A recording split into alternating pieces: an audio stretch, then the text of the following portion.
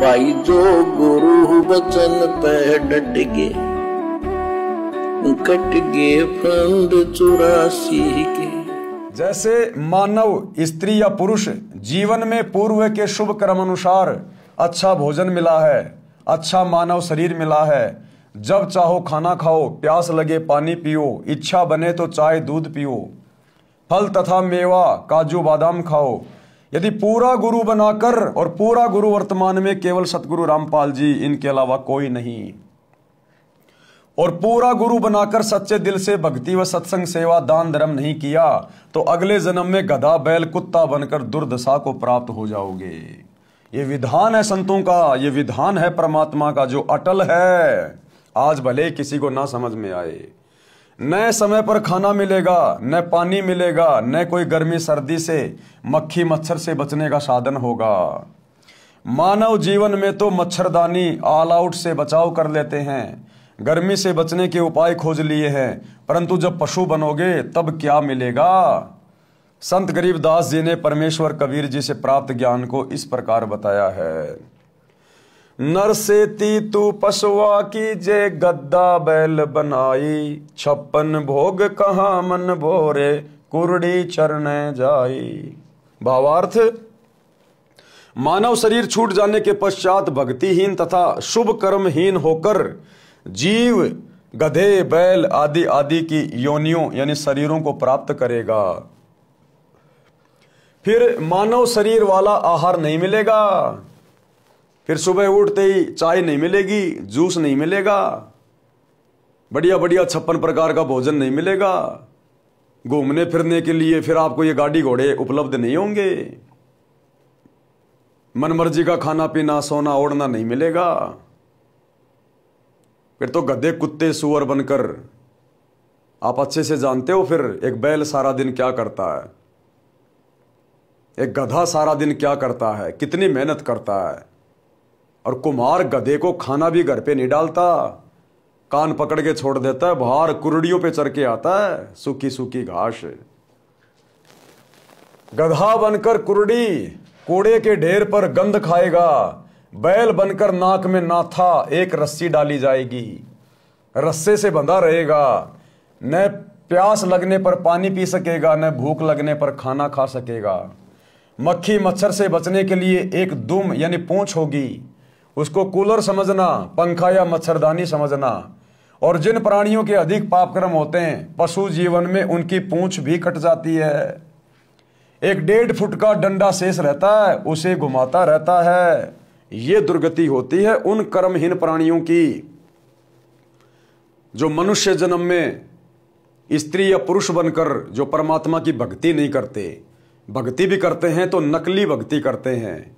मंदिर मस्जिद चर्च गुरुद्वारे तीर्थ बस यहीं तक सीमित रह जाते हैं, सच्चे सतगुरु की खोज नहीं करते। उन प्राणियों के साथ फिर अगले जन्मों में ये बनता है। एक बैल के पिछले पैर के खुर के बीच में लगभग 1.5 इंच बड़ी कील लग गई। अब बता रहे परमात्मा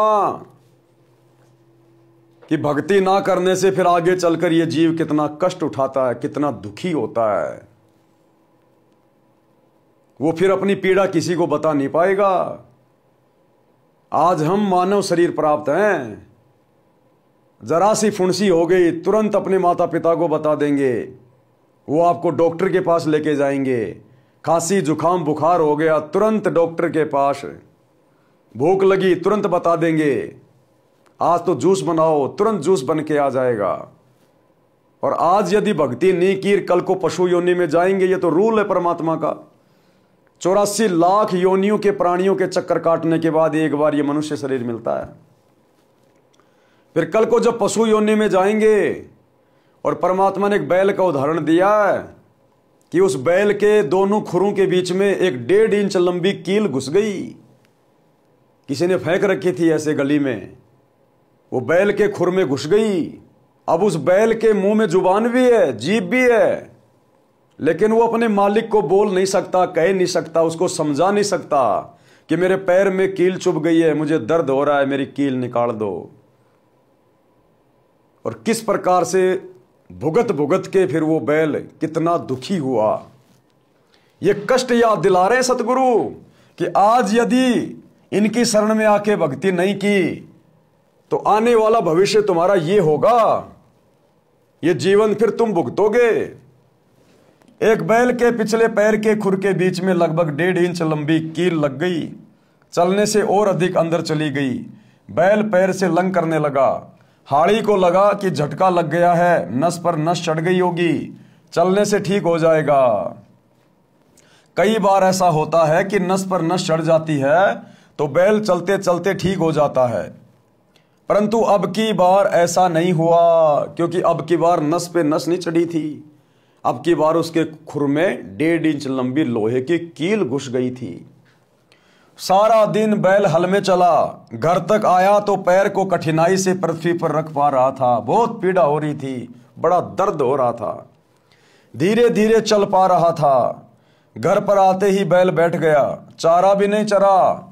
आंखों से आंसू निकल रहे थे क्योंकि दर्द अधिक था। सुबह बैल उठा ही नहीं, लेट गया। पैर पर सूजन अधिक थी। गांव से पशुओं का डॉक्टर बुलाया। पुराने समय की बात है, उस समय ऐसा ही इलाज होता था। डॉक्टर ने देखकर बताया कि इसके घुटने में बाय है, पुराने गुड़ को कूटकर नरम करके पट्टी बांध दो, ठीक हो जाएगा। कील लगी थी खुर में, यानी पैर के नीचे वाले हिस्से में, और उपचार हो रहा था घुटने का। लगभग 1 महीने ऐसा चला। एक दिन घर के आदमी ने देखा कि बैल के पैर के तलवे यानी खुर के बीच से मवाद निकल रहा है। उसको साफ किया तो पाया कि कील लगी है। किसी औजार से कील निकाली, तब 1 सप्ताह में बैल ठीक हो गया। पेट भर चारा खाया पिया। अब परमात्मा कह रहे हैं विचार करो, आज संत के सत्संगों से दूर होने के कारण आप लोग चाहे कितनी सुख सुविधा प्राप्त कर रहे हो, लेकिन भाई ये परमानेंट नहीं है। वैसे तो इस जन्म का ही पता नहीं कब हमारा शरीर छूट जाए, कब एक्सीडेंट हो जाए, कब भूकंप आ जाए, कब लाइट से हाथ लग जाए, किसी का भरोसा नहीं। और यदि वर्तमान में भक्ति सत्य नहीं की तो अगला जन्म तो वैसे ही नरक बनने वाला है। तो फिर ये सारे जीवन हमने भोगने पड़ेंगे। फिर ये तो एक पशु का एक छोटा सा इंसिडेंट बता रहे हैं, एक छोटा सा इंसिडेंट। उस पशु का पैर भी टूट जाता है, उस पशु के चोट लगने से जख्म हो जाती है और घाव में कीड़े भी पड़ जाते हैं। बहुत भयंकर तरीके से फिर ये प्राणी दुख उठाता है। तो परमात्मा कह रहे हैं थोड़ा सा विचार करो, दिमाग लगाओ, इंसान हो जानवर नहीं हो। विचार करें, जब ये प्राणी मानव शरीर में था, कौन? वो बैल जब कभी आप और हमारी तरह मानव शरीर में था, वो कभी राजा भी था। वो बैल ब्रह्मा विष्णु महेश भी रह चुका है। वो बैल बहुत बड़ा सेठ भी रह चुका है। जब कभी वो मानव शरीर में था तो उसने सौपन में भी नहीं सोचा था कि एक दिन मैं बैल भी बन जाऊंगा, जैसे वर्तमान में आज नहीं सोच रहे लोग। क्यों नहीं सोच रहे? क्योंकि सतगुरु का सत्संग प्राप्त नहीं है। सत्संग से ज्ञान होता है, भविष्य की जानकारी होती है, और सत्संग हम सुनेंगे नहीं तो हमें भविष्य का पता कैसे चलेगा? आने वाले कष्टों के विषय में हमें जानकारी कैसे मिलेगी? और हमारा ये जीवन बर्बाद हो जाएगा। उसने सौपन में भी नहीं सोचा था कि एक दिन मैं बैल भी बन जाऊंगा। अब बोलकर भी नहीं बता पा रहा था कि दर्द कहां पर है। कबीर जी ने कहा है कि कबीर, जिव्या तो वाहे बली, जिव्या यानी जीव, जीव तो वाहे बली जो रटे हरि का नाम, नहीं तो काट के फेंक दियो मुख में भलो ना चाम।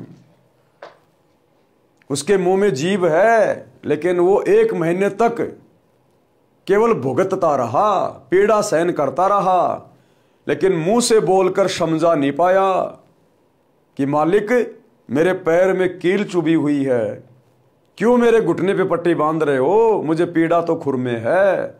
वो प्राणी बोल भी नहीं पा रहा, सिवाय अपना कर्म भोगने के उसके पास कुछ भी ऑप्शन नहीं। तो परमात्मा हमें पहले से आगाह कर रहे हैं कि ये मनुष्य शरीर परमात्मा की भक्ति के लिए मिला है। ये प्रत्येक अंग हमें भक्ति में सहयोग के लिए मिले कि जीव तो वाहे बलि जो रटे हरि का नाम, नहीं तो काट के फेंक दियो मुख में भला नहीं चाम।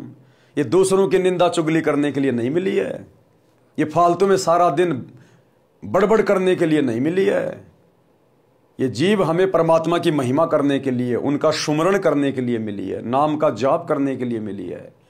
और यदि हम इस परमात्मा के द्वारा दिए गए अंग का दुरुपयोग करेंगे, सत भक्ति नहीं करेंगे, सच्चे सतगुरु के सत्संग नहीं सुनेंगे, इनकी शरण में नहीं आएंगे, तो हमारे आगे आने वाले जन्मों में हम क्या क्या कष्ट भोगेंगे। ये थोड़ा सा ट्रेलर आप भाई बहनों को दिखाया जा रहा है। आपके आसपास खूब जानवर हैं, खूब पशु पक्षी हैं, उनका जीवन कितना सुखी है कितना दुखी है आप लोग भली भांति जानते हैं। अगर विचार नहीं कर पा रहे हैं तो सतगुरु सत्संग के माध्यम से तुम्हें विचार करने की सलाह दे रहा है।